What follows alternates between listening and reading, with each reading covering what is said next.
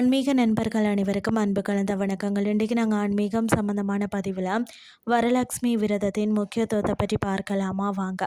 ஆடி ஆவணி மாத பௌர்ணமிக்கு முன்பு வரக்கூடிய வெள்ளிக்கிழமையில் மேற்கொள்ளப்படும் வரலட்சுமி விரதத்தை வீட்டில் செல்வம் செழிக்கவும் ஆரோக்கியத்திற்காகவும் தீர்க்க சுமங்கலியாகவும் வாழ மற்றது திருமணமான பெண்கள் மட்டுமின்றி நல்ல வாழ்க்கை துணை அமையணும்னு சொல்லியும் திருமணமாகாத பெண்களும் மேற்கொள்வார்கள். மேலும் இந்த விரதத்தை வீட்டில் இருக்கிற பெண்கள் மேற்கொள்ளும் போதும் குடும்பத்தினருக்கு அட்சலட்சுமியின் ஆசீர்வாதம் கிடைக்கும் என்பது நம்பிக்கை.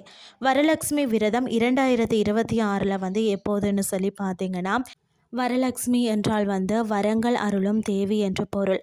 வரங்களை வாரி வழங்க மகாலட்சுமி தேவிக்காக மேற்கொள்ளப்படும் வரலட்சுமி நோன்பானது பாம்பு பஞ்சாங்கத்தின்படி ஆகஸ்ட் 28 வெள்ளிக்கிழமை அன்று வருவதாக கூறப்படுகிறது.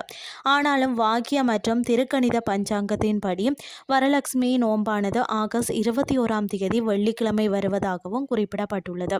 இருப்பினும் பக்தர்கள் தங்கள் சமூகம் அல்லது உள்ளூர் கோயிலில் கடைபிடிக்கக்கூடிய அந்த பஞ்சாங்கத்தை பின்பற்றுமாறும் அறிவுறுத்தப்படுகிறார்கள். இருந்தாலும் தமிழ்நாட்டில் ஆகஸ்ட் 21 வரலட்சுமி விரதம் கடைபிடிக்கப்படுகிறது.